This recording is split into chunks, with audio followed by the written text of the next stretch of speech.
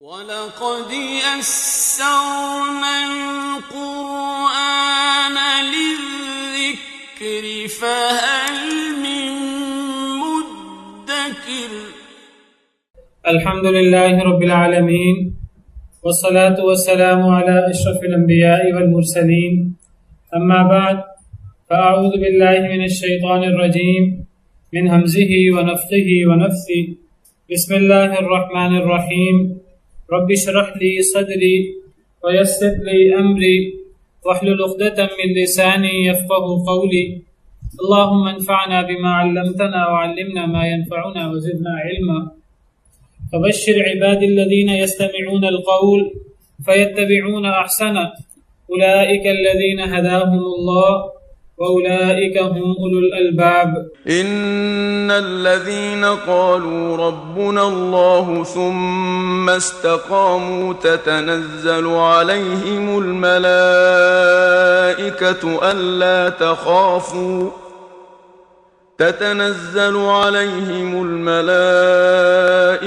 ألا تخافوا ولا تحزنوا وأبشروا بالجنة التي كنتم توعدون. نحن أولياؤكم في الحياة الدنيا وفي الآخرة ولكم فيها ما تشتهي أنفسكم ولكم فيها ما تدعون. نزلا من غفور رحيم. أعوذ بالله من الشيطان الرجيم. بسم الله الرحمن الرحيم. ان الذين قالوا ربنا اللہ ثم استقاموا، بے شک وہ لوگ جنہوں نے کہا کہ ہمارا رب اللہ ہے، ثم استقاموا، پھر وہ اس کے اوپر ڈٹ گئے، تتنزل علیہم الملائکۃ، نازل ہوتے ہیں ان کے اوپر فرشتے، اللہ تخافوا، یہ کہ نہ تم خوف کھاؤ، ولا تحزنوا، اور نہ تم غم کرو، وَأَبْشِرُوا بِالْجَنَّةِ الَّتِي كُنْتُمْ تُوعَدُونَ، اور بشارت حاصل کرو اس جنت کی جس کا تمہیں وعدہ دیا جاتا تھا۔ تو کل اس آیت کریمہ کی وضاحت ہو چکی ہے کہ صرف زبان سے ربنا اللہ یا لا الہ الا اللہ محمد الرسول اللہ کہنا، کلمہ پڑھ دینا کافی نہیں ہے، بلکہ جو کچھ زبان سے انسان نے کہا ہے، اقرار کیا ہے، دل کے اندر اس کی تصدیق بھی ہونی چاہیے، اور جوارح کے ذریعے، اعضاء کے ذریعے ان کا عملی اظہار بھی ہونا چاہیے۔ اللہ کی طرف سے آزمائش ہوتی ہے انسان کی، تو جب انسان کی آزمائش ہو تو انسان نے جو زبان سے اقرار کیا ہے، انسان اپنے عمل سے اس کی تصدیق کرے کہ دنیا دارالامتحان ہے، دارالابتلاء ہے۔ اس دنیا میں جس نے بھی آمنا باللہ کہا تو اللہ تعالیٰ اس کو ویسے نہیں چھوڑتے۔ اللہ نے قرآن میں فرمایا ہے کہ جو بھی آمنا باللہ کہے گا ہم اس کو ایسے نہیں چھوڑیں گے، ہم اس کا امتحان کریں گے۔ الف لام میم، سورہ عنکبوت کی ابتدا ہے۔ الف لام میم احسب الناس ان یترکوا ان یقولوا آمنا وهم لا یفتنون، کیا لوگوں نے گمان کیا ہے کہ منہ سے آمنا کہہ دیں گے اور پھر ان کو آزمایا نہیں جائے گا؟ نہیں، ایسا ممکن نہیں۔ وَلَقَدْ فَتَنَّا الَّذِينَ مِنْ قَبْلِهِمْ، ہم نے پچھلے لوگوں کو بھی آزمایا۔ فَلَيَعْلَمَنَّ اللَّهُ الَّذِينَ صَدَقُوا وَلَيَعْلَمَنَّ الْكَاذِبِينَ، اللہ ضرور جان لیں گے ان لوگوں کو جنہوں نے سچ کہا آمنا، اور جنہوں نے جھوٹ کہا۔ تو یہ آزمائشیں ہوتی ہیں کہ انسان کے اعضاء اور انسان کے جوارح کس حد تک انسان کی زبان کا ساتھ دیتے ہیں۔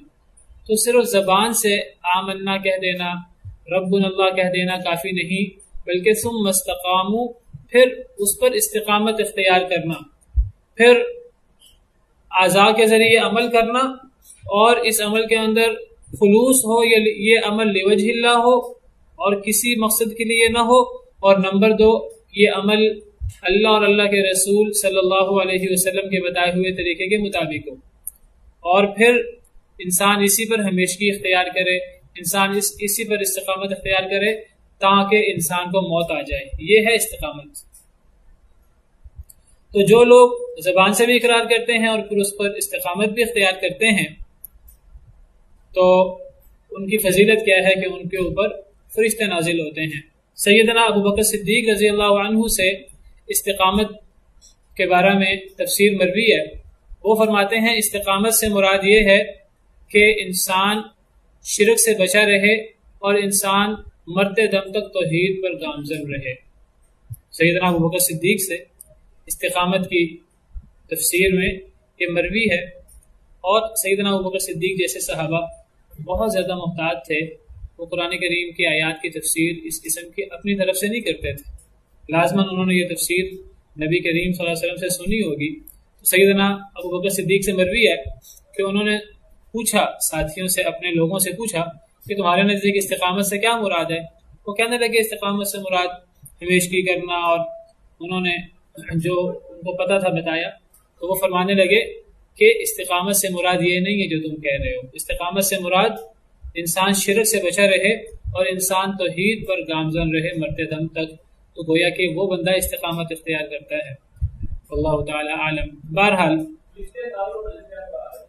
فرشتے نازل ہوتے ہیں تسلی دینے کے لیے، تو جو لوگ کہتے ہیں ہمارا رب اللہ ہے، میں اسی کی وضاحت کر رہا ہوں، پھر وہ اس پر استقامت اختیار کرتے ہیں، تو ان لوگوں کی فضیلت کیا ہے، ان لوگوں کو اللہ تعالیٰ کیا جزا دیتے ہیں، کیا انعام دیتے ہیں؟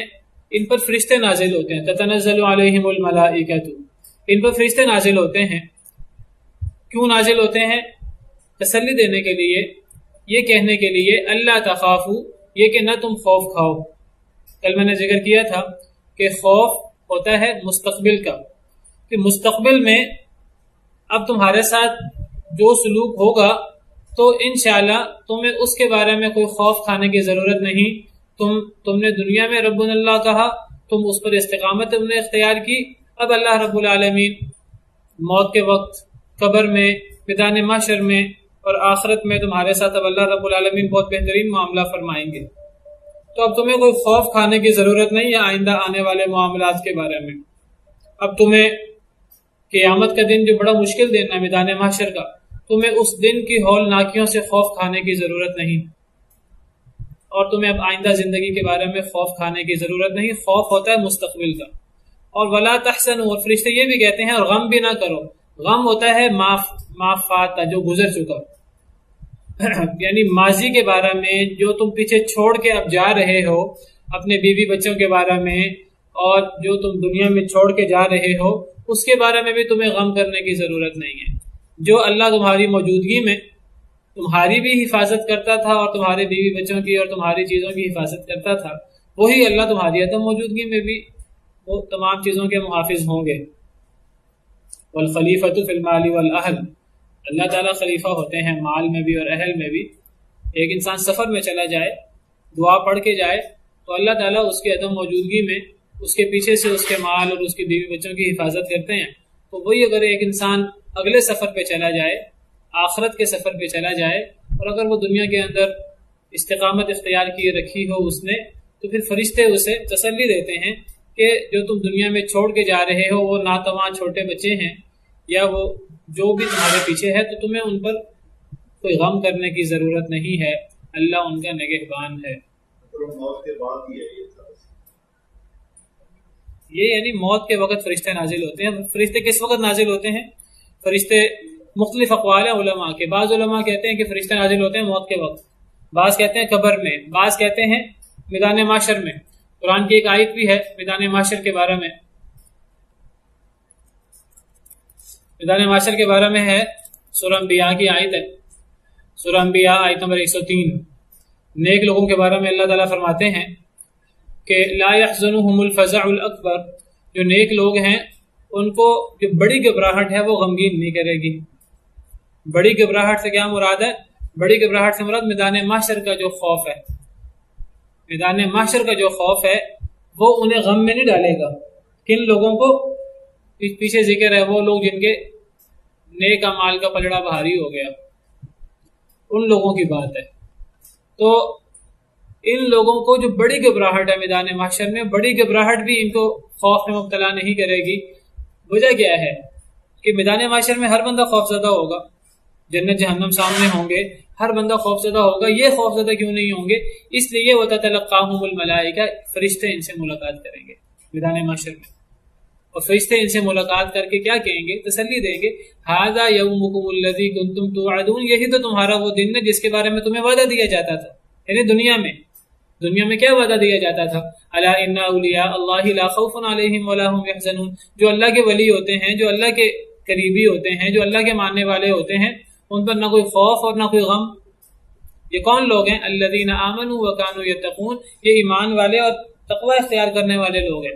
جو ایمان والے ہیں اور تقوی اختیار کرنے والے لوگ ہیں، تو ایسے لوگوں کے لیے میدان محشر میں جو سب سے زیادہ خوفناک دن ہے، تو اس دن کا خوف بھی ان لوگوں کو نہیں ہوگا، اور یہ لوگ اس دن کے خوف سے بھی بے نیاز ہوں گے.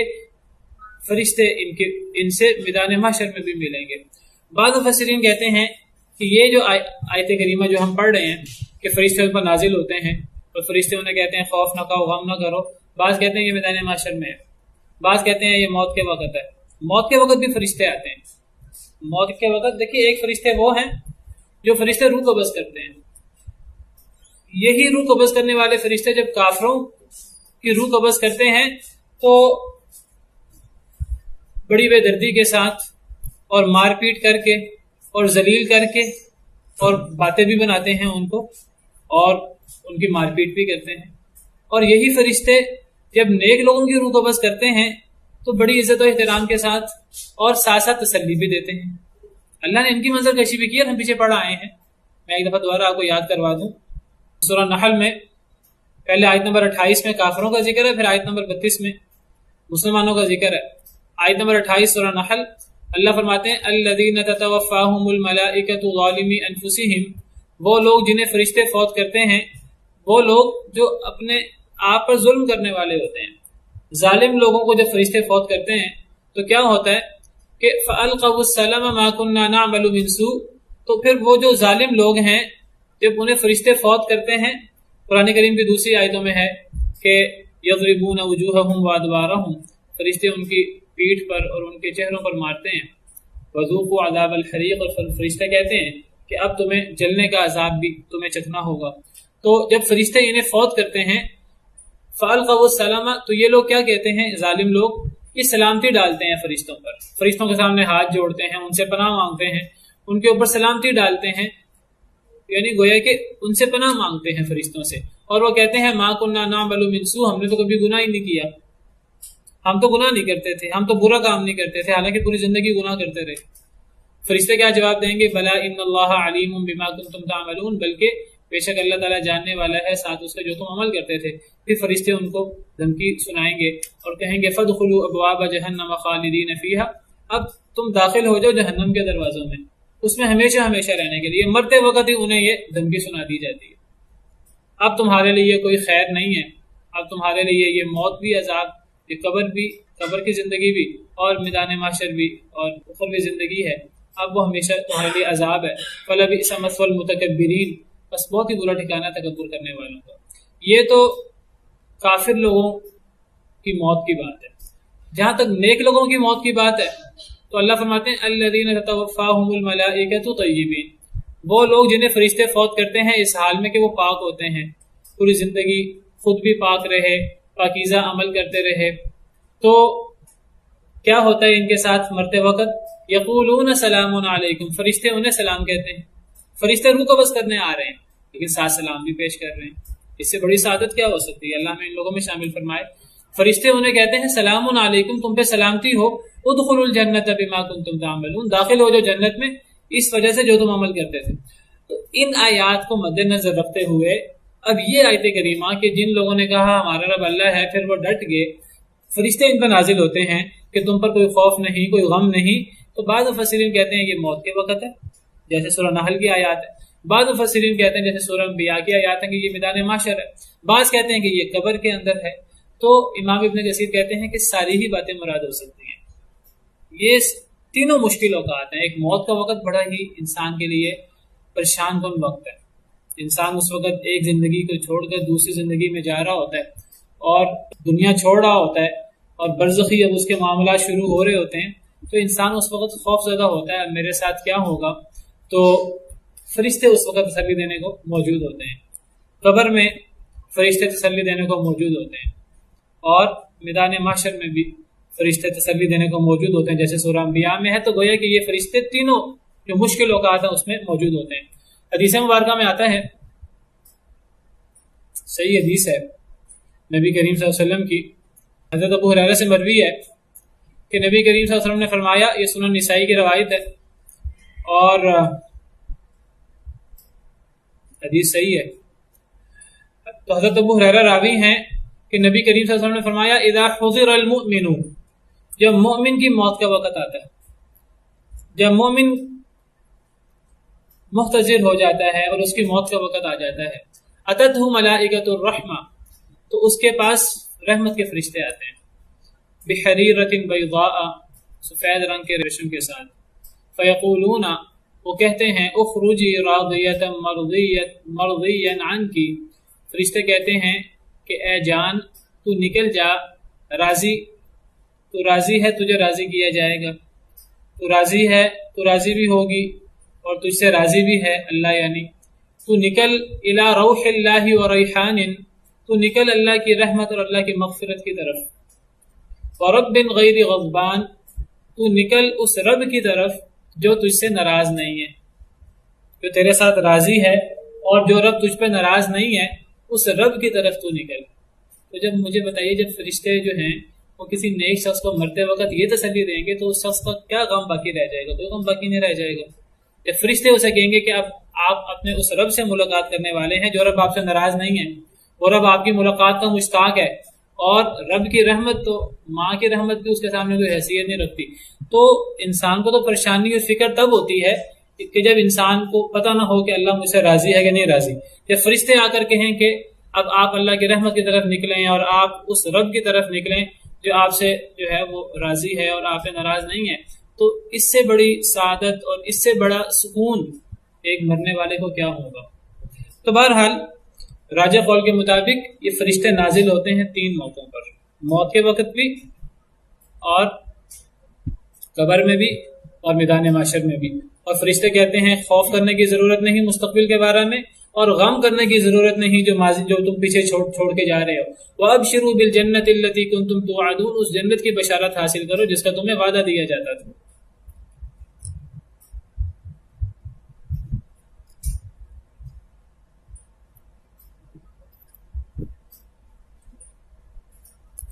دیکھیے، کوئی شخص کافر ہے یا مومن، موت جو ہے وہ کسی کو بھی اچھی نہیں لگتی، موت سے ہر بندہ ہی جو ہے وہ ڈرتا ہے۔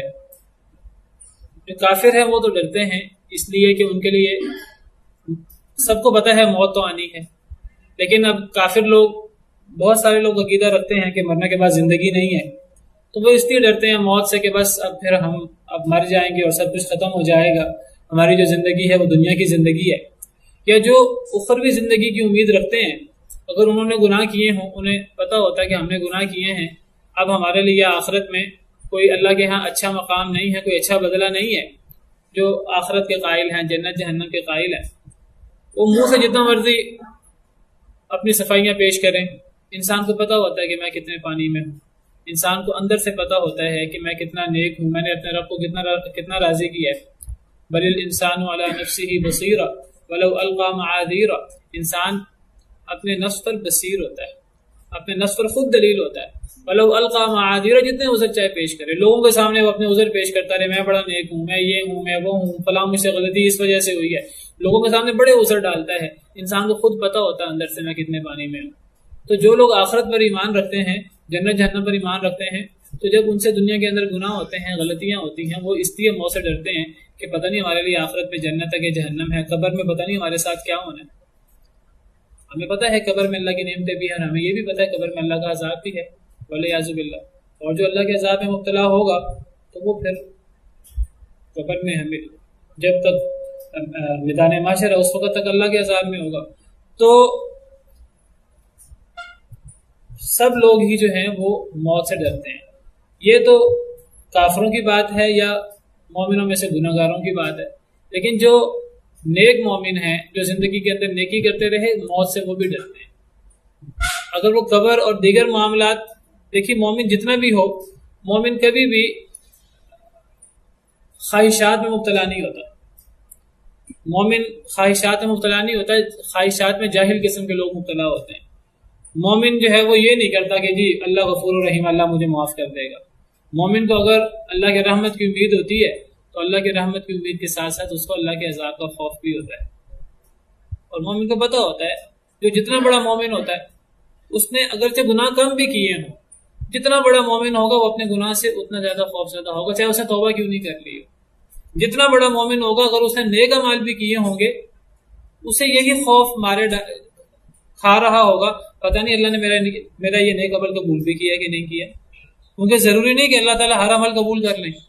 اگر حضرت ابراہیم علیہ السلام، حضرت اسماعیل علیہ السلام خانہ کعبہ بنا رہے ہیں اور خانہ کعبہ بناتے ہوئے اگر وہ اللہ سے کہتے ہیں اے اللہ ہمارا یہ عمل قبول کر لیں، آپ قبول کریں گے تو پھر ہمیں یہ عمل فائدہ دے گا. اگر حضرت ابراہیم، حضرت اسماعیل دنیا کا نیک ترین عمل کرتے ہوئے بھی اللہ سے قبولیت کی دعا کر رہے ہیں تو ہم میں سے کوئی شخص بھی نیک عمل کر کے مطمئن کیسے ہو سکتا ہے؟ نیک عمل کر کے مطمئن آپ کو بتاؤں صرف گنہگار بندہ ہو سکتا ہے. جو جتنا اللہ سے دور ہوگا وہ اتنا زیادہ خواہشات میں مبتلا ہو جائے میں نے تو بڑے نیک عمل کر لیے ہیں. جو جتنا نیک ہوگا وہ اتنا زیادہ نیک عمل کر کے بھی وہ خوف زدہ ہوگا، پتہ نہیں میرا یہ عمل قبول ہوتا ہے کہ نہیں ہوتا. تو ایک تو یہ خوف، اور دوسری بات ہے کہ مرنے کی تکلیف تو ہر بندے کو ہوتی ہے. مرنے کی تکلیف تو نیک سے نیک شخص کو ہوتی ہے، نبیوں کو بھی ہوتی ہے. حضرت عائشہ رضی اللہ عنہ فرماتی ہیں کہ جب میں نے نبی صلی اللہ علیہ وسلم کی حالت دیکھی مرتے وقت اور آپ جس تکلیف میں تھے اور جس طرح پانی رکھا ہوا تھا آپ نے اور پٹیاں جو ہیں وہ آپ کے ماتھے مبارک پر اور آپ کو لگائی جا رہی تھیں اور آپ جو ہے وہ تکلیف میں تھے، تو حضرت عائشہ کہتی ہیں کہ میرا خیال تھا کہ جو بہت نیک لوگ ہیں ان کو موت کے وقت تکلیف نہیں ہوتی ہوگی، لیکن اس سے مجھے یہ پتہ لگا کہ نیک لوگوں کو بھی موت کی تکلیف ہوتی ہے. تو موت کی تکلیف تو برحق ہے. تو ایک نیک شخص بھی جو ہے وہ موت سے ڈرتا ہے. اب حدیث مبارکہ میں ہے من احب لقاء اللہ احب اللہ لقاءہ، صحیح بخاری وغیرہ کی حدیث ہے. حضرت عبادہ بن صامت سے مروی ہے کہ نبی صلی اللہ علیہ وسلم نے فرمایا من احب لقاء اللہ احب اللہ لقاءہ، جو اللہ سے ملاقات کو پسند کرتا ہے اللہ بھی اس سے ملاقات کو پسند کرتے ہیں. صحیح بخاری کی روایت. اور ومن کرہ لقاء اللہ کرہ اللہ لقاءہ، جو اللہ سے ملاقات کو ناپسند کرتا ہے اللہ بھی اس سے ملاقات کو ناپسند کرتے ہیں. اب اللہ سے ملاقات کب ہونی ہے؟ مرنے کے بعد. مرنے سے پہلے تو نہیں ہو سکتی، مرنے کے بعد ہی جو ہے وہ اللہ سے ملاقات ہو سکتی ہے. تو جب یہ حدیث صحابہ کرام نے سنی، بعض صحابہ کرام پریشان ہو گئے. وہ کہنے لگے کہ موت سے تو ہمیں بھی ڈر لگتا ہے. جب نبی صلی اللہ علیہ وسلم نے یہ بات فرمائی کہ جو اللہ سے ملاقات کو پسند کرتا ہے اللہ اس سے ملاقات کو پسند کرتے ہیں، جو اللہ سے ملاقات کو ناپسند کرتا ہے اللہ اس سے ملاقات کو ناپسند کرتے ہیں. حضرت عائشہ فرماتی ہیں یا نبی صلی اللہ علیہ وسلم کی بعض بیوی ہیں، کوئی اور بیوی فرماتی ہیں انا لنکرہ الموت. جب یہ فرمان سنا نبی صلی اللہ علیہ وسلم کا، کہنے لگے کہ اے اللہ کے نبی صلی اللہ علیہ وسلم ہمیں تو موت ناپسند ہے، ہم تو موت کو پسند نہیں کرتے. اگر ہمیں موت ناپسند ہے تو کیا اللہ کو بھی ہماری ملاقات ناپسند ہے؟ تو پھر نبی صلی اللہ علیہ وسلم نے فرمایا لیس ذاکی، اس سے مراد یہ نہیں ہے، ولکن المؤمن، مومن شخص اذا حضرہ الموت، جب اسے موت آتی ہے، بشر برضوان اللہ وکرامتہ، پھر اسے مرتے وقت اللہ کی رضا اور اللہ کے ہاں جو اس کے لیے عزت و اکرام ہے اسے اس کی بشارت دی جاتی ہے. مومن شخص جب مرتا ہے موت کی تکلیف اسے ضرور ہوتی ہے، لیکن موت کی تکلیف کے ساتھ کیا ہوتا ہے کہ اس کے ساتھ اسے فرشتے اللہ کی رضا اور اللہ کے ہاں جو اس کا انعام و اکرام ہے اس کی بشارت دیتے ہیں. جب اسے یہ بشارت ملتی ہے فرشتوں کی زبانی، فرشتے جھوٹ نہیں بولتے، فلیس شیء احب الیہ مما امامہ، جب وہ یہ بشارت سنتا ہے تو پھر اس کو موت سے زیادہ اچھی چیز کوئی بھی نہیں لگتی. وہ کہتا ہے جلدی مجھے موت آ جائے اور جلدی یہ جو درمیان کا یہ جو وقت ہے یہ گزر جائے اور میرے رب سے ملاقات ہو. جب اسے بتا دیا جاتا ہے اللہ تم سے راضی ہے اور اللہ کے ہاں تمہارے لیے انعام و اکرام ہے، تو پھر اب جو چیز اس کے سامنے ہے وہ اسے سب سے زیادہ محبوب ہوتی ہے. موت اور موت کے بعد کی چیزیں پھر اسے سب سے زیادہ محبوب ہو جاتی ہیں. اسے اب تکلیف اور خوف وہ سارا بھول جاتا ہے. جب اسے بشارت دے دی گئی مرتے وقت بشر برضوان اللہ و کرامتہ، اسے اللہ کی رضا کی بشارت دے دی جاتی ہے، اللہ کے ہاں جو اس کا انعام و اکرام ہے اس کو اس کی بشارت دے دی جاتی ہے، تو پھر اسے جو اب آئندہ آنے والے اعمال ہیں وہ اسے سب سے زیادہ محبوب ہو جاتے ہیں، جو آئندہ آنے والے یہ موت اور موت کے بعد کی چیزیں ہیں وہ اسے محبوب ہو جاتی ہیں۔ فاحب لقاء اللہ، تو وہ اللہ سے ملاقات کو پسند کرتا ہے اس وقت، مرتے وقت جب اسے بشارت دی جاتی ہے، اس وقت وہ کہتا ہے کاش کہ یہ مرحلہ جلدی جلدی گزر جائے اور میرے رب سے ملاقات ہو، تو احب اللہ لقاء، پھر اللہ بھی اس سے ملاقات کو پسند کرتے ہیں، یہ مراد ہے۔ وَإِنَّ الْكَافِرَ، اور جو کافر ہے اسی کے الٹ، اذا حضر، جب اس کی موت آتی ہے، بشر بعذاب اللہ وعقوبتہ، اسے اللہ کے عذاب اور اللہ کے ہاں جو اس کے لیے سزائیں ہیں اس کی بشارت دی جاتی ہے، بشارت یہاں طنز کے لیے، اسے اس کی بشارت دی جاتی ہے، اسے جب اس کا بتایا جاتا ہے، فَلَيْسَ شَيْءٌ أَكْرَهَ إِلَيْهِ مِمَّا أَمَامَهُ، اب جو آنے والے معاملات ہیں اس کے لیے ناپسندیدہ ترین ہوتے ہیں، وہ کہتا ہے کاش کہ میں مروں ہی نہ، اور کاش کہ یہ میرے ساتھ یہ چیز آئے نہ، تو اس کے سامنے جو معاملات ہیں اسے ناپسند ہوتے ہیں، ان کو ناپسند کرتا ہے، جب وہ انہیں ناپسند کرتا ہے تو وَكَرِهَ اللَّهُ لِقَاءَ، پھر اللہ بھی اس سے ملاقات کو ناپسند کرتے ہیں۔ تو ایک بندہ اگر اپنی زندگی استقامت کے ساتھ گزار دیتا ہے تو دیکھیے کتنی بڑی سعادت ہے اس کے لیے کہ مرتے وقت اس کے اوپر فرشتے نازل ہوتے ہیں، مرتے وقت قبر میں اور میدان محشر میں فرشتے نازل ہوتے ہیں اور نازل ہو کر بشارت دیتے ہیں کہ تم پر کوئی خوف نہیں، کوئی غم نہیں، اور جنت کی بشارت دیتے ہیں، کہتے ہیں اس جنت کی بشارت حاصل کرو جس کا تمہیں وعدہ دیا جاتا تھا۔ مزید فرشتے کیا کہتے ہیں؟ کہتے ہیں نحن اولیاؤکم فی الحیات الدنیا وفی الآخرہ، ہم تمہارے دوست تھے دنیا کی زندگی میں بھی وفی الآخرہ، اور آخرت میں بھی، دنیا میں بھی ہم تمہارے دوست تھے، دنیا میں بھی ہم تمہاری مدد کرتے رہتے تھے۔ انسان کی بہت دفعہ مدد ہوتی ہے، انسان کو پتہ نہیں ہوتا کہ اس کی مدد اللہ کے حکم سے اللہ کے فرشتے کر رہے ہیں۔ کتنی دفعہ انسان ابھی اس کی موت کا وقت نہیں آیا ہوتا، حادثات کا شکار ہوتا ہے اور اسے اللہ کے حکم سے اللہ کے فرشتے اسے محفوظ رکھتے ہیں۔ کتنی دفعہ انسان کا دشمن شیطان اور دیگر جو انسان کے دشمن ہیں وہ انسان پر حملہ آور ہوتے ہیں، لیکن اللہ کے فرشتے انسان کو محفوظ رکھتے ہیں۔ تو یہ کون محفوظ رکھنے والے ہیں؟ یہ اللہ کے حکم سے اللہ کے فرشتے۔ نحن اولیاؤکم فی الحیات الدنیا وفی الآخرہ، ہم تمہارے دوست تھے دنیا کی زندگی میں بھی اور آخرت میں بھی، دنیا میں بھی ہم تمہارے دوست تھے، آخرت میں بھی ہم تمہارے دوست ہیں۔ یہ سب قرآن کریم میں اللہ تعالیٰ فرماتے ہیں لَهُ مُعَقِّبَاتٌ مِّن بَيْنِ يَدَيْهِ وَمِن خَلْفِهِ يَحْفَظُونَهُ مِنْ أَمْرِ اللَّهِ، سورہ رعد آیت نمبر 11۔ اللہ فرماتے ہیں اللہ کے لیے ایسے فرشتے ہیں جو ایک دوسرے کے پیچھے آتے ہیں۔ معقبات عقب سے ہے، عقب کہتے ہیں پیچھے کو، تو معقبات کا مطلب ہے وہ فرشتے جو پیچھے آتے ہیں ایک دوسرے کے، یعنی صبح سے لے کر عصر تک ایک فرشتوں کی ایک جماعت ہوتی ہے، پھر عصر کے وقت وہ چلے جاتے ہیں تو دوسرے فرشتے آ جاتے ہیں، دوسری شفٹ آ جاتی ہے، وہ عصر سے لے کر فجر تک، اور پھر فجر تک وہ رہتے ہیں، فجر کی نماز تک، اور پھر شفٹ چینج ہو جاتی ہے، فرشتے عدلتے بدلتے رہتے ہیں۔ لہو معقبات من بین یدیہ، اللہ کے لیے ایک دوسرے کے پیچھے آنے والے فرشتے مقرر ہیں، من بین یدیہ انسان کے آگے بھی، اور من خلفی اور انسان کے پیچھے بھی، یحفظونہ من امر اللہ، وہ انسان کی حفاظت کرتے ہیں اللہ کے حکم سے۔ تو اللہ کے حکم سے فرشتے انسان کی حفاظت کرتے ہیں۔ وَهُوَ الْقَاهِرُ فَوْقَ عِبَادِهِ وَيُرْسِلُ عَلَيْكُمْ حَفَظًا، سورہ انعام میں اللہ تعالیٰ فرماتے ہیں اللہ اپنے بندوں پر غالب ہیں، وَيُرْسِلُ عَلَيْكُمْ حَفَظًا، اور اللہ اپنے بندوں پر حفاظت کرنے والے فرشتے بھیجتے رہتے ہیں۔ فرشتے دنیا میں اللہ کے حکم سے انسان کی حفاظت کرتے ہیں، انسان کے دوست ہوتے ہیں، نیک لوگوں کے فرشتے دوست ہوتے ہیں، حفاظت بھی کرتے ہیں، دعائیں بھی کرتے ہیں۔ دیکھیے اچھے لوگوں کے ساتھ اللہ کی رحمت اور فرشتے اور یہ چیزیں اچھے لوگوں کے ساتھ ہوتی ہیں، جب برے لوگوں کے ساتھ اللہ شیطان مقرر کر دیتے ہیں تو اچھے لوگوں کے ساتھ اللہ تعالیٰ اچھی طاقتیں اور ایسی چیزیں اللہ مدد کرتے ہیں انسان کی، بالکل ایسے ہی ہے۔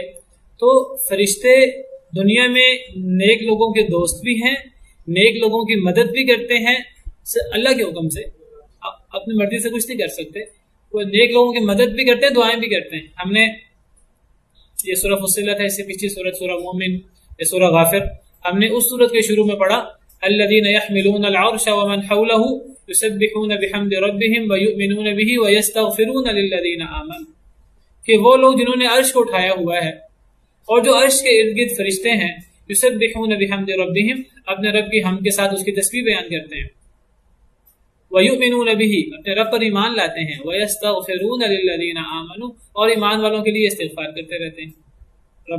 پھر لمبی دعائیں ہیں وہ ہم نے سورہ غافر کے شروع میں پڑھی تھی، وہ نیک لوگوں کے لیے دعائیں کرتے رہتے ہیں۔ حدیث میں آتا ہے کہ جب ایک بندہ نماز پڑھنے کے بعد اپنے مسلح پہ موجود رہتا ہے، اللہ کا ذکر کرتا رہتا ہے، نماز کے بعد کے اذکار پڑھتا رہتا ہے، تو فرشتے اس کے لیے دعا کرتے رہتے ہیں، اللہم اغفر لہ، اللہم ارحمہ، اللہم اغفر لہ، اللہم ارحمہ۔ تو فرشتے نیک لوگوں کے دوست ہیں، وہ ان کے دوست بھی ہیں، ان کی مدد بھی کرتے ہیں، اللہ کے حکم سے ان کے لیے دعائیں بھی کرتے ہیں۔ تو فرشتے مرتے وقت انہیں کہیں گے، قبر میں انہیں کہیں گے، میدان محشر میں انہیں کہیں گے، وہ کہیں گے ہم دنیا میں بھی تمہارے دوست تھے، ہم آخرت میں بھی تمہارے دوست ہیں۔ جب کافر لوگ، جب نبی کریم صلی اللہ علیہ وسلم اور نیک لوگ کافر لوگوں کو واعظ نصیحت کرتے تھے تو کافر کہتے تھے تم ہو کتنے، تم تو تھوڑے سے لوگ ہو، اور کافر کہتے تھے دیکھو ہم کتنے زیادہ ہیں۔ آج بھی کئی دفعہ جب کوئی شخص جو ہے وہ دوسروں کو نصیحت کرتا ہے تو بعض دفعہ جن کو نصیحت کرتا ہے وہ آگے سے تانا دیتے ہیں کہ تم ہو کتنے۔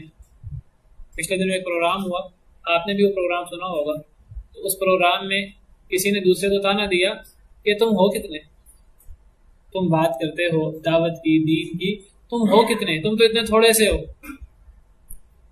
تو جب نبی صلی اللہ علیہ وسلم دعوت دیتے کافروں کو، صحابہ کرام، تو وہ آگے سے کہتے تم ہو کتنے، ہم تو بہت زیادہ ہیں، دیکھو ہمارے ساتھ کتنے لوگ ہیں اور ہمارے کتنے مددگار ہیں اور ہم پورا جتھا ہیں، نحن جمیع منتصر۔ تو پھر اللہ تعالیٰ فرماتے تھے کہ اگر تم اتنے زیادہ ہو تو اللہ تعالیٰ فرماتے ہیں کہ اے نبی آپ بھی کہہ دیجئے ان سے کہ ان ولی اللہ، کہ میرا دوست اللہ ہے اور میرے دوست فرشتے ہیں، اور میرے دوست اللہ بھی ہیں، فرشتے بھی ہیں اور نیک لوگ بھی ہیں۔ تو قرآن کریم میں آیت موجود ہے انما ولیکم اللہ ورسولہ والذین آمنوا، کہ اے ایمان والو تمہارا دوست اللہ ہے اور اللہ کا رسول اور ایمان والے۔ تمہارا دوست خود اللہ ہے اور اللہ کے رسول بھی اور ایمان والے بھی۔ اور اسی طرح نبی کریم صلی اللہ علیہ وسلم کے حوالے سے ہے، بعض ازواج مطہرات نے آپس میں کچھ ان کا اختلاف ہوا تو انہوں نے نبی صلی اللہ علیہ وسلم کی محبت حاصل کرنے کے لیے آپس میں کچھ پروگرام بنایا۔ بعض ازواج مطہرات نے ایک دوسرے کے خلاف، ان میں سوکن تھیں آپس میں، تو بعض دفعہ بشری طور پر آپس میں ایک دوسرے کے خلاف کوئی پروگرام بنا لیتے تھے۔ تو انہوں نے کوئی پروگرام بنایا، حضرت عائشہ، حضرت حفصہ وغیرہ نے، سورہ تحریم میں اس کا ذکر ہے، اللہ تعالیٰ نے ان کو ڈانٹا اور اللہ نے فرمایا کہ تمہیں اس کی توبہ کرنی چاہیے۔ جب اللہ نے ان کو ڈانٹا اور ان کو کہا کہ تمہیں توبہ کرنی چاہیے تو اللہ نے فرمایا کہ وَإِن تَظَاهَرَا عَلَيْهِ، اگر تم نبی کے خلاف مدد کرو گے ایک دوسرے کی، فَإِنَّ اللَّهَ هُوَ مَوْلَاهُ، تو اللہ نبی کا مولا بھی ہے، وَجِبْرِيلُ، اور جبریل بھی، وَصَالِحُ الْمُؤْمِنِينَ، اور نیک مومن بھی۔ اگر تم نبی کے خلاف ایک دوسرے کی مدد کرو گی تو اللہ خود نبی کے دوست ہیں اور جبریل بھی نبی کے دوست ہیں اور نیک مومن بھی نبی کے دوست ہیں، والملائکۃ بعد ذلک ظہیر، اور تمام فرشتے بھی اس کے بعد مدد کرنے والے ہیں، تمام فرشتے بھی نبی کی مدد کرنے والے ہیں۔ تو جب نبی اور نبی کے ساتھ ایمان والوں کی مدد اللہ خود کرتے ہیں، اور جب نبی اور نبی کے ساتھ ایمان والوں کے دوست اللہ خود ہوتے ہیں تو پھر فرشتے کیوں نہیں دوست ہوں گے، پھر فرشتے اللہ کے حکم سے مدد کیوں نہیں کریں گے؟ تو اللہ خود بھی دوست ہوتے ہیں نیک لوگوں کے، اور فرشتے بھی نیک لوگوں کے دوست ہوتے ہیں، دنیا میں بھی اور آخرت میں بھی۔ نحن اولیاؤکم فی الحیات الدنیا وفی الآخرہ، ہم تمہارے دوست تھے دنیا میں بھی اور آخرت میں بھی۔ وَلَكُمْ فِيهَا مَا تَشْتَهِي أَنفُسُكُمْ، اور تمہارے لیے اس میں یعنی جنت میں مَا تَشْتَهِي أَنفُسُكُمْ، جو تمہارے نفس چاہیں گے۔ فرشتے بشارت دیتے ہیں کہ اب تو تمہارے لیے جنت ہے، اب یا جنت ہے یا جنت کا انتظار ہے، اب تمہارے لیے جنت کی راہ میں اور کوئی اب مشکل اور کوئی رکاوٹ نہیں ہے۔ جو رکاوٹ تھی موت کی اب وہ تو ختم ہو گئی ہے، اب تمہارے لیے جنت ہے، اور جنت میں تمہیں وہ ملے گا جو تمہارے نفس چاہیں گے، جو تم چاہو گے وہ تمہیں ملے گا۔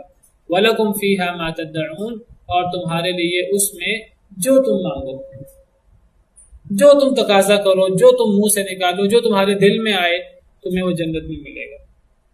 جو انسان چاہے گا انسان کو وہ جنت میں ملے گا، بلکہ انسان کے لیے جنت میں وہ نعمتیں ہوں گی کہ نہ کبھی انسان نے سوچا، نہ کبھی انسان نے دیکھا، نہ کبھی سوچا، اور نہ کبھی انسان کے نہ کبھی دیکھا، نہ کبھی سنا، نہ کبھی اس کے دل میں خیال آیا۔ انسان کو جنت میں وہ نعمتیں ملیں گی۔ فلا تعلم نفس ما اخفی لهم من قرۃ اعین، کوئی نفس نہیں جانتا کہ اس کے لیے کیا آنکھوں کی ٹھنڈک چھپائی گئی ہے جنت میں۔ فیہا ما لا عین رأت ولا اذن سمعت ولا خطر علی قلب بشر، جنت میں وہ نعمتیں ہیں جو کسی آنکھ نے دیکھی نہیں، کسی کان نے سنی نہیں، اور کبھی کسی کے دل میں خیال بھی نہیں آیا۔ بہرحال انسان جو چاہے گا انسان کو وہ ملے گا۔ یہاں کوئی بندہ سوال کر سکتا ہے، وہ کہہ سکتا ہے کہ جنت کے اندر درجات ہیں، جنت کے کتنے درجات ہیں؟ 100، اور ہر اوپر کا درجہ نچلے کے درجے سے بہت زیادہ فضیلت والا ہے۔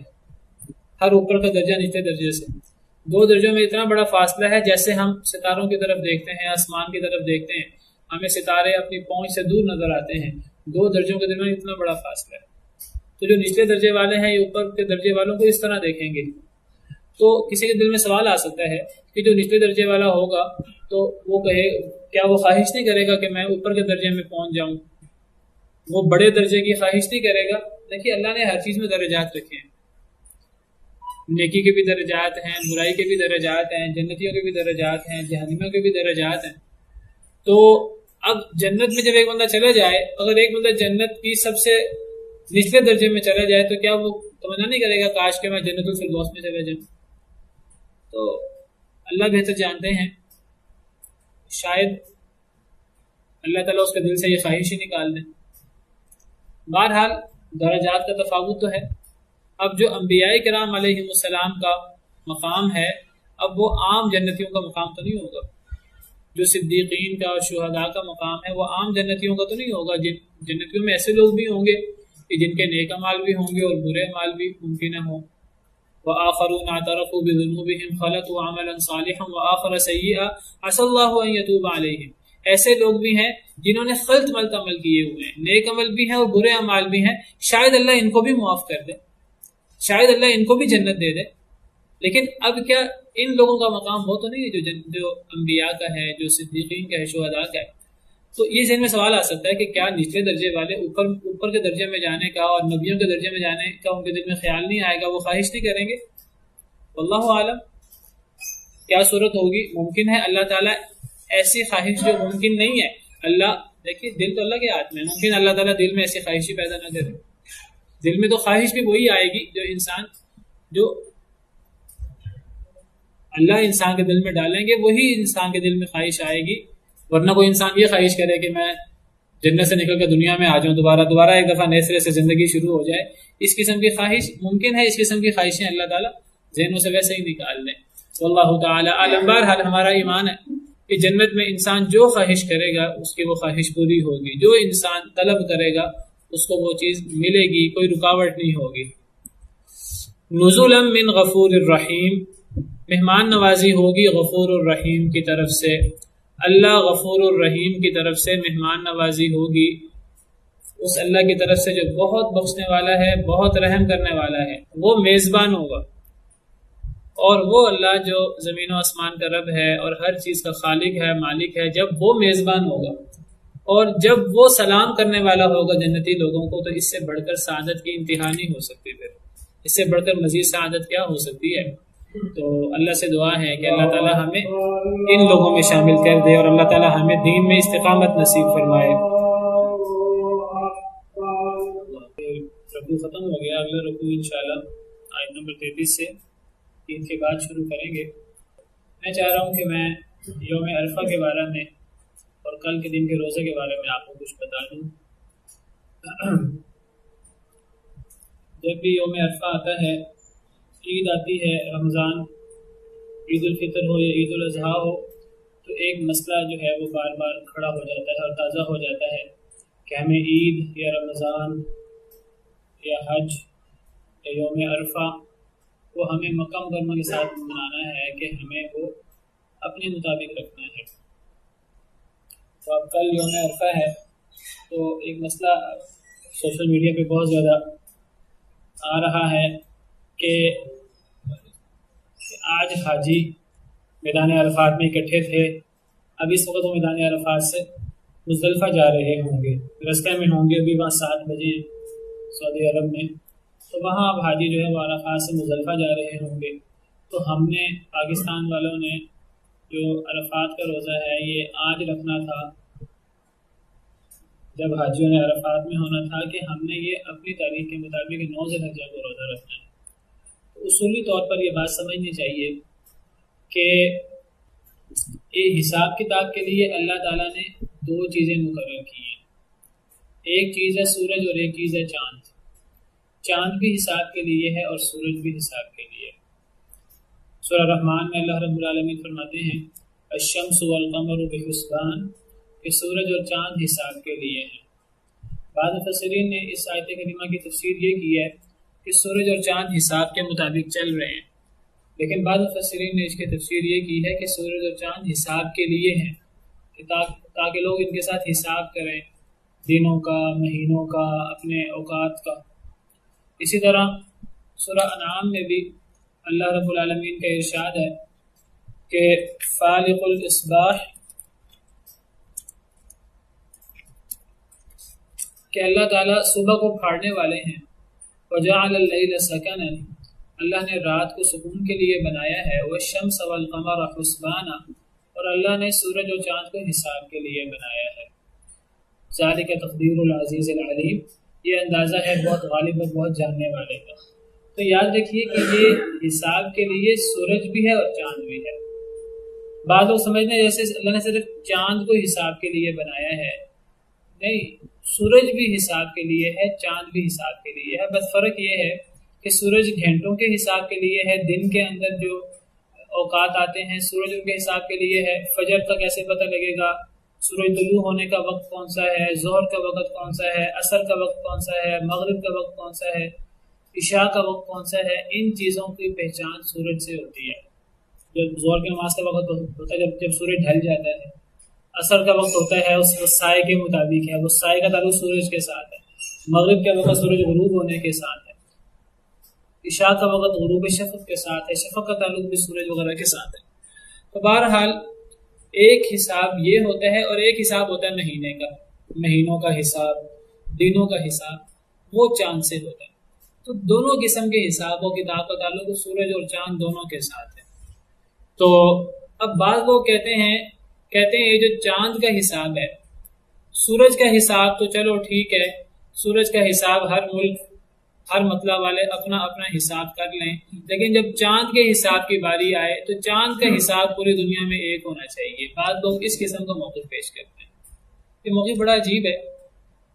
حساب کے لیے تو سورج بھی ہے اور چاند بھی ہے، اگر وہ چیز جو مہینے کے بعد آنی ہے یا ایک دن کا حساب ہے، اگر دنوں کا یا مہینوں کا پتہ چاند سے لگتا ہے، اور چاند وہ دلیل دیتے ہیں کہ جب چاند دنیا میں ایک ہے تو پھر پوری دنیا کو ایک چاند کے مطابق جو ہے نا وہ مہینہ شروع کرنا چاہیے، پوری دنیا کو ایک چاند کے مطابق چلنا چاہیے، چونکہ چاند دنیا میں ایک ہے۔ وہ یہ دلیل دیتے ہیں، کہتے ہیں ہمارا چاند بھی وہی ہے، امریکہ کا چاند بھی وہی ہے، سعودی عرب کا چاند بھی وہی ہے۔ تو ان سے کہنا چاہیے کہ کیا سورج دو ہیں؟ پھر سورج بھی تو ایک ہی ہے۔ اگر آپ کی منطق یہ ہے کہ چاند کے مطابق پوری دنیا کو جو ہے وہ اکٹھا حج کرنا چاہیے، اکٹھا رمضان کرنا چاہیے، تو پھر پوری دنیا کو اکٹھی نمازیں بھی اکٹھی پڑھنی چاہیے۔ وہ کہتے ہیں جی یہ مسلمان بھی اتحاد نہیں کرتے، اتفاق نہیں کرتے، اگر پوری دنیا کی ایک اکٹھی ہو، پوری دنیا کا رمضان اکٹھا ہو، پوری دنیا کا حج اکٹھا ہو، یوم عرفہ اکٹھا ہو، تو کتنا اتحاد ہوگا، کتنا اتفاق ہوگا۔ یہ اتحاد اور اتفاق اس قسم کے جذباتی باتوں سے نہیں ہوتا، یہ بات یاد رکھیے۔ یہ تو ایسی بات ہے کہ جو لوگ اس قسم کی بات کرتے ہیں، بندہ ان کو الزامی جواب کے طور پہ کہہ سکتا ہے کہ پوری دنیا کا اتفاق تب ہوگا جب لوگ فجر کی نماز خانہ کعبہ کے ساتھ پڑھیں، جب لوگ ظہر کی نماز خانہ کعبہ کے ساتھ پڑھیں، عصر کی نماز خانہ کعبہ کے ساتھ پڑھیں۔ یہ ہم نے مہینے کے بعد یا سال کے بعد ہم نے ضرور اتحاد کرنا ہے، یہ ہم اتحاد دن میں 5 دفعہ کیوں نہ کریں، یہ ہم ہر نماز کے ساتھ ہم مغرب کی نماز کیوں نہ، جب مکہ مکرمہ میں سورج غروب ہوتا ہے، مکہ مکرمہ میں ابھی کچھ دیر پہلے سورج غروب ہوا ہے، نماز ہم 2 گھنٹے پہلے پڑھ چکے ہیں. یہ اتحاد ہم نے صرف رمضان میں، یہ صرف ہم نے عرفہ کے دن، یہ حج کے دن کرنا ہے، یہ سال بعد ہم نے کرنا ہے، مہینے کے بعد کرنا ہے. یہ ہم روزانہ اتحاد نہیں کر سکتے. اتحاد اصل میں ہوتا ہے کتاب و سنت پر. یاد رکھیے وَاعْتَصِمُوا بِحَبْلِ اللَّهِ جَمِيعًا وَلَا تَفَرَّقُوا. اتحاد کے لیے ہمیں اس قسم کی جذباتی باتیں نہیں کرنی چاہیے. کل پرسوں مجھے ایک بندہ کہہ رہا تھا اسی یوم عرفہ کے روزے کے بارے میں ہمیں مکہ کے ساتھ کرنا چاہیے. تو میں نے اس سے یہی بات کی. میں نے کہا یہ آپ بات کیوں کہتے ہیں؟ کہتے ہیں کہ جی بس اتحاد ہوتا ہے، اتفاق ہوتا ہے. میں نے کہا کہ ہم اپنے دل کے اوپر نہیں چل سکتے. ہمیں دیکھنا ہوگا اللہ نے ہمیں کیا حکم دیا. اللہ نے حساب کے لیے سورج کو بھی بنایا ہے، چاند کو بھی بنایا. اب اللہ کا فرمان کیا ہے اس بارے میں؟ اللہ کا فرمان ہے صوموا لرؤیتہ وافطروا لرؤیتہ. روزے رکھو چاند کو دیکھ کر اور روزہ افطار کرو چاند کو دیکھ کر. اب چاند کو دیکھ کر ہم نے روزہ رکھنا ہے، جو روزہ افطار کرنا ہے. جس طرح نمازوں کے لیے اللہ نے سورج رکھا کہ ہم نے سورج غروب ہو تو نماز پڑھنی ہے مغرب کی، سورج ڈھلے تو ہم نے ظہر کی نماز پڑھنی ہے.